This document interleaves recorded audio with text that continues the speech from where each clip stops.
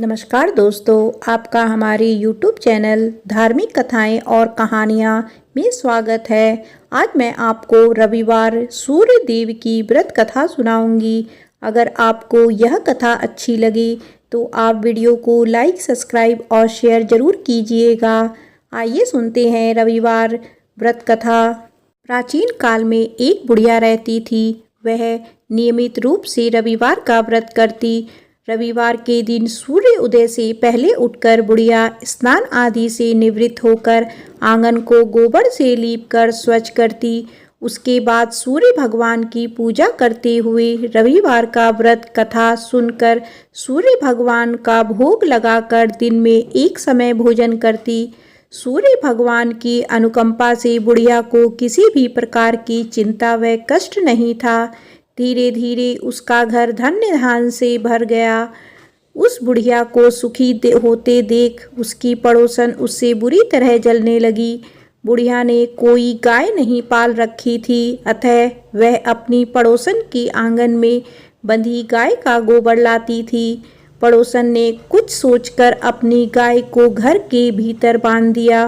रविवार को गोबर ना मिलने से बुढ़िया अपना आंगन नहीं लीप सकी। आंगन नहीं लीप सकने के कारण उस बुढ़िया ने सूर्य भगवान को भोग नहीं लगाया और उस दिन स्वयं भी भोजन नहीं किया। सूर्यास्त होने पर बुढ़िया भूखी प्यासी हो सो गई। रात्रि में सूर्य भगवान ने उसे स्वप्न में दर्शन दिए और व्रत ना करने तथा उन्हें भोग ना लगाने का कारण पूछा। बुढ़िया ने बहुत ही करुणा स्वर में पड़ोसन के द्वारा घर के अंदर गाय बांधने और गोबर ना मिल पाने की बात कही। सूर्य भगवान ने अपनी अनन्य भक्त बुढ़िया की परेशानी का कारण जानकर उसके सब दुख दूर करते हुए कहा, हे माता, तुम प्रत्येक रविवार को मेरी पूजा और व्रत करती हो। मैं तुमसे अति प्रसन्न हूँ और तुम्हें ऐसी गाय प्रदान करता हूँ जो तुम्हारे घर आंगन को धन्य धान से भर देगी। तुम्हारी सभी मनोकामनाएं पूर्ण होगी। रविवार का व्रत करने वालों की मैं सभी इच्छाएं पूरी करता हूँ। मेरा व्रत करने व कथा सुनने से बाज स्त्रियों को पुत्र की प्राप्ति होती है। स्वप्न में उस बुढ़िया को ऐसा वरदान देकर सूर्य भगवान अंतर्ध्यान हो गए। प्रातःकाल सूर्य उदय से पूर्व उस बुढ़िया की आंख खुली तो वह अपने घर के आंगन में सुंदर गाय और बछड़े को देखकर हैरान हो गई। गाय को आंगन में बांधकर उसने जल्दी से उसे चारा खिलाया। पड़ोसन ने उस बुढ़िया के आंगन में बंधी सुंदर गाय और बछड़े को देखा तो वह उससे और अधिक जलने लगी। तभी गाय ने सोने का गोबर किया। गोबर को देखते ही पड़ोसन की आंखें फट गई। पड़ोसन ने उस बुढ़िया को आसपास ना पाकर तुरंत उस गोबर को उठाया और अपने घर ले गई और अपनी गाय के गोबर को वहां रख आई। सोने के गोबर से पड़ोसन कुछ ही दिनों में धनवान हो गई। गाय प्रतिदिन सूर्य उदय से पूर्व सोने का गोबर किया करती थी और बुढ़िया के उठने से पहले पड़ोसन उस गोबर को उठा ले जाती थी। बहुत दिनों तक बुढ़िया को सोने के गोबर के बारे में कुछ पता ही नहीं चला। बुढ़िया पहले की तरह हर रविवार को भगवान सूर्य देव का व्रत करती रही और कथा सुनती रही। लेकिन सूर्य भगवान को जब पड़ोसन की चालाकी का पता चला तो उन्होंने तेज आंधी चलाई। आंधी का प्रकोप देखकर बुढ़िया ने गाय को घर के भीतर बांध दिया। सुबह उठकर बुढ़िया ने सोने का गोबर देखा। उसे बहुत आश्चर्य हुआ। उस दिन के बाद बुढ़िया गाय को घर के भीतर बांधने लगी। सोने के गोबर से बुढ़िया कुछ ही दिन में बहुत धनी हो गई। उस बुढ़िया के धनी होने से पड़ोसन बुरी तरह जल भुनकर राख हो गई और उसने अपने पति को समझा बुझाकर उस नगर के राजा के पास भेज दिया। राजा को जब बुढ़िया के पास सोने के गोबर देने वाली गाय के बारे में पता चला तो उसने अपने सैनिक भेजकर बुढ़िया की गाय लाने का आदेश दिया। सैनिक उस बुढ़िया के घर पहुंचे। उस समय बुढ़िया सूर्य देव को भोग लगाकर स्वयं भोजन ग्रहण करने वाली थी। राजा के सैनिक ने गाय और बछड़े को खोला और अपने साथ महल की ओर ले चले। बुढ़िया ने सैनिकों से गाय और बछड़े को ना ले जाने की प्रार्थना की, बहुत रोई चिल्लाई, लेकिन राजा के सैनिक नहीं माने। गाय व बछड़े के चली जाने से बुढ़िया को बहुत दुख हुआ। उस दिन उसने कुछ नहीं खाया और सारी रात सूर्य भगवान से गाय व बछड़े को लौटाने के लिए प्रार्थना करती रही। सुंदर गाय को देखकर राजा बहुत खुश हुआ। सुबह जब राजा ने सोने का गोबर देखा तो उसके आश्चर्य का ठिकाना ना रहा।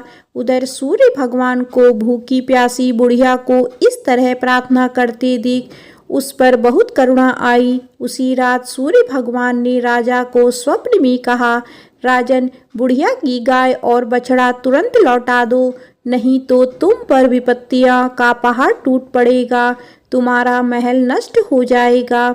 सूर्य भगवान के स्वप्न से बुरी तरह भयभीत राजा ने प्रातः उठते ही गाय और बछड़ा बुढ़िया को लौटा दिया। राजा ने बहुत सा धन देकर बुढ़िया से अपनी गलती के लिए क्षमा मांगी।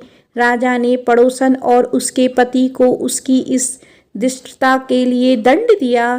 फिर राजा ने पूरे राज्य में घोषणा करवाई कि सभी स्त्री पुरुष रविवार का व्रत किया करें। रविवार का व्रत करने से सभी लोगों के घर धन्य धान्य से भर जाएंगे। चारों ओर खुशियां छा गई। सभी लोगों के शारीरिक कष्ट दूर हो गए। राज्य में सभी स्त्री पुरुष सुखी जीवन यापन करने लगे। बोलो सूर्य भगवान की जय। आइए सुनते हैं भगवान सूर्य नारायण की कथा। एक ब्राह्मण था, वह सूरज भगवान का भक्त था। नहाता धोता कहानी कहता था, पर कमाता कुछ भी नहीं था। ब्राह्मण घर में रहता तो ब्राह्मणी बार बार कमाने के लिए परेशान करती। बाहर कहीं जाता तो अड़ोसी पड़ोसी भी उसे निकम्मा कहकर अपमानित करते। अतः एक दिन वो नहा धोकर अपने पूजन की सामग्री लेकर वह जंगल में चला गया। वहाँ एक सूखे पीपल का पेड़ के नीचे बैठकर पूजा पाठ करी और सूरज भगवान की कथा कही। वहाँ पीपल के पास एक सूखा सा तालाब भी था। उसमें थोड़ा सा ही पानी था। उसी पानी से लोटा भरकर सूर्य भगवान को जल चढ़ाया। पूजा का जल बहकर पीपल और सूखे तालाब में भी गया। जल के जाते ही सूखा पीपल हरा भरा तथा सूखा तालाब साफ पानी से भर गया। उस जल में सूर्य भगवान दिखाई देने लगे और कहने लगे, ब्राह्मण, मांग तू क्या मांगता है। ब्राह्मण ने सुना तो वो घबरा गया। सोचने लगता है पीपल में कोई भूत रहता है। रोज जब वह पूजा करता तभी आवाज आती। सुन सुनकर वह चिंता के कारण दुबला होने लगा।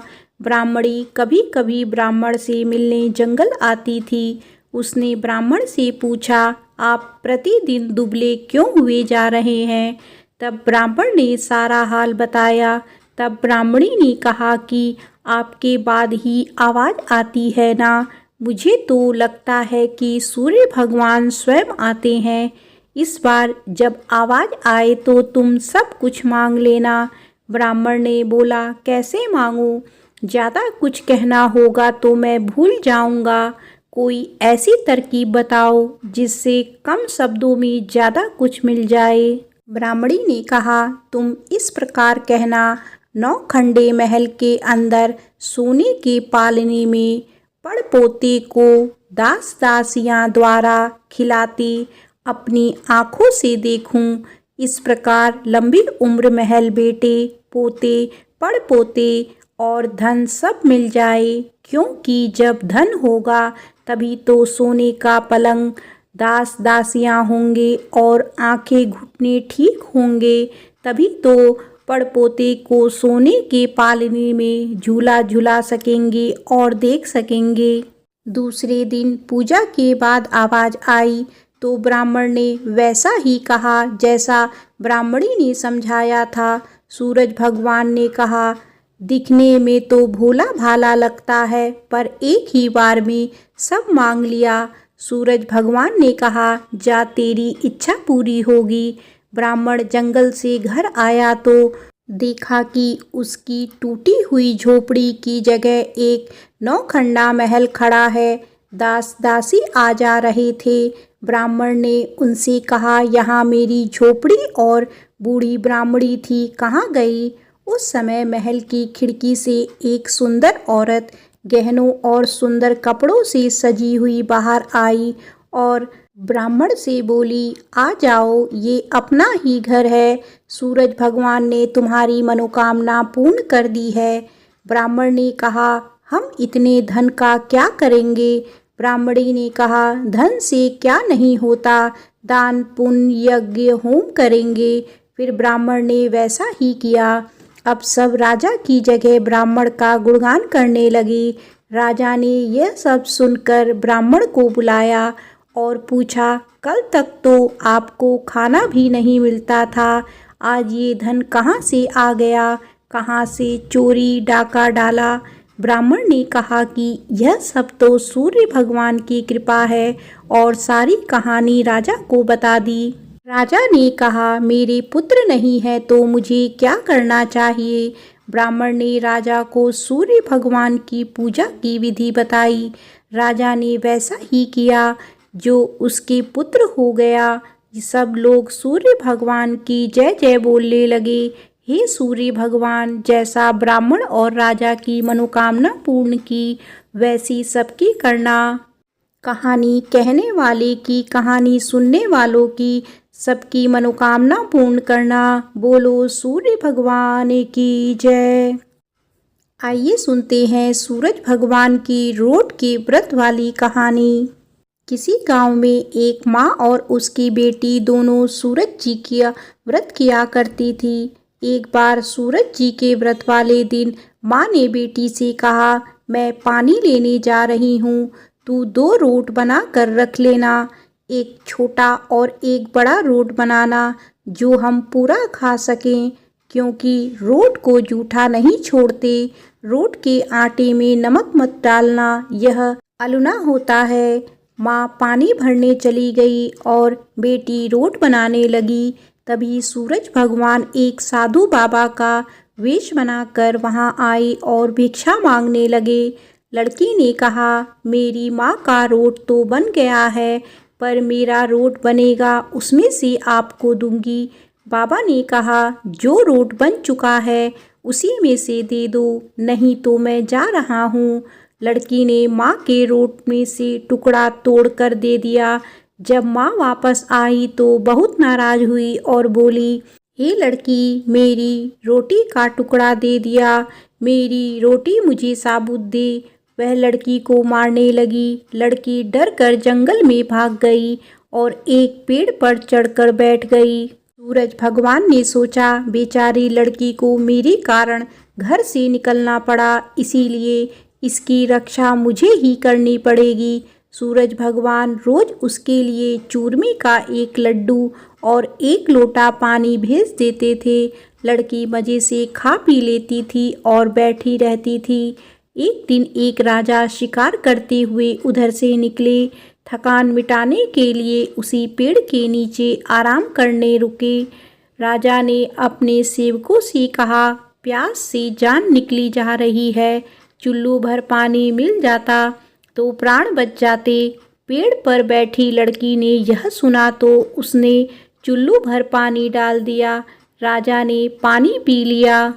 राजा ने कहा, अरे सेवक, आधी जान तो बच गई, एक चुल्लू पानी और मिल जाए तो आधी जान और बच जाएगी। लड़की ने फिर एक चुल्लू पानी डाल दिया।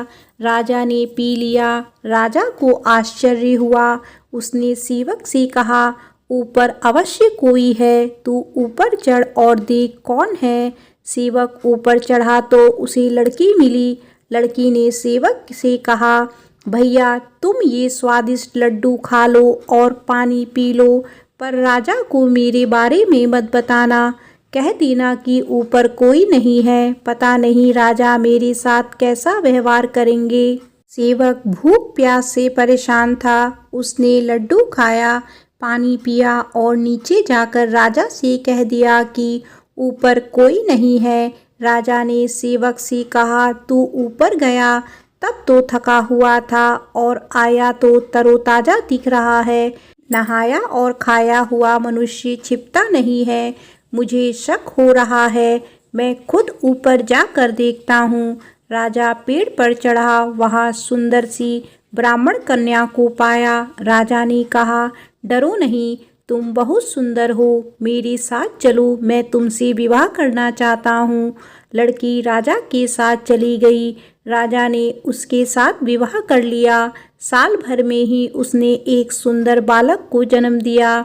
उसकी अन्य रानियां उसकी देवरानी, जेठानी और उसके पुत्र की सुंदरता से जलने लगी थी। सूरज भगवान का व्रत आया। लड़की रानी ने व्रत के लिए रोट बनाया। दूसरी रानियों ने राजा से कहा, तुम्हारी नई रानी को रोट बनाना नहीं आता, उसका बनाया हुआ रोट खाओगे तो आपका पेट दुखेगा, रानी खाएगी तो कुंवर का पेट दुखेगा। नई रानी ने यह सब बात सुन ली और उसने रोट को थाली के नीचे छुपा दिया और सूर्य भगवान से सहायता के लिए प्रार्थना करने लगी। राजा ने जब पूछा कि थाली के नीचे क्या है, तो उसने कहा कि मेरे गरीब पीहर से आया हुआ उपहार है। राजा ने थाली उठाई तो देखा उसके नीचे सोने का चक्र था। राजा ने कहा, वाह, गरीब पीहर वालों का ऐसा उपहार। नई रानी चुप रही। एक दिन रानी खिड़की में खड़ी थी, तभी उसे अपनी माँ दिखाई थी, जो दरिद्र अवस्था में छाजले बेच रही थी। उसने सोचा, माँ को यहाँ बुला लें तो यहाँ आराम से रह लेगी। इतने नौकर चाकरों में वह भी कुछ काम कर लेगी और किसी को पता भी नहीं चलेगा। उसने माँ को बुलाया। रानी की माँ आते ही वही बात दोहराने लगी, हे लड़की, मेरी रोटी का टुकड़ा दे दिया, मुझे मेरी साबुत रोटी दे। रानी ने सोचा, कहीं सबको पता ना चल जाए कि मैं अपनी माँ को इस तरह महल में बुलाया है, मुसीबत हो सकती है। उसने माँ को चुपचाप एक कमरे में रहने को कहा, बाहर से ताला लगा दिया। रानी की देवरानी, जेठानी व अन्य रानियां राजा से कहने लगी कि रानी का व्यवहार संदेह पैदा करता है। एक औरत महल में घुसी थी पर वह वापस नहीं निकली। छोटी रानी यह सुन लिया। वह सूर्य भगवान से इस विपत्ति से बचने की प्रार्थना करने लगी। राजा ने वहां आकर उस कमरे की चाबी मांगी। राजा ने कमरा खोला तो वहां सोने की एक मूर्ति थी। राजा ने पूछा, यह मूर्ति कहाँ से आई? रानी ने कहा, मेरे गरीब से पीहर का उपहार है। राजा ने कहा, तुम्हारे गरीब पीहर से इतने कीमती उपहार आते हैं, मुझे तुम्हारा पीहर देखना है, हम वहाँ चलेंगे। रानी ने फिर सूरज भगवान से मदद मांगी। सूरज भगवान ने कहा कि मैं सवा पहर की व्यवस्था तो कर दूंगा, लेकिन फिर मुझे दूसरी नगरी में उजाला करने जाना होगा। सूर्य भगवान ने जंगल में माया नगरी बसा दी। महल, झरोखे, बाग बगीचे, रिश्तेदार आदि सब माया से बना दिए। महल की रसोई में कई प्रकार के व्यंजन बन रहे थे। सबसे मिलकर और खा पी कर रानी ने राजा से वापस चलने को कहा। राजा ने कहा, जल्दी क्या है, थोड़ा आराम कर ले। रानी ने बड़ी मुश्किल से राजा को वापस चलने के लिए मना लिया और वे रवाना हो गए। थोड़ी दूर जाने के बाद राजा को ध्यान आया कि उनकी कटार वहीं रह गई है। राजा ने सेवक को कटार लाने भेज दिया। सेवक वहां गया तो देखा कि वहां जंगल के सिवा कुछ भी नहीं था। कटार झाड़ी में पड़ी मिली। कटार लेकर सेवक आया और उसने यह सब राजा को बताया। राजा को पहले ही शक था। उसने तलवार निकाली और गुस्से में आकर रानी से सच बताने को कहा। रानी ने सब कुछ सच सच कह डाला और सूरज भगवान की कृपा और मदद के बारे में भी बताया। यह सब सुनकर राजा बहुत खुश हुआ और रानी को सूरज रोट का व्रत अच्छे से करने को कहा। रानी का मान और बढ़ गया। हे सूरज भगवान, जैसा सुख उस लड़की को मिला वैसा ही सुख यह कहानी कहने और सुनने वाले को भी देना। बोलो सूरज भगवान की जय।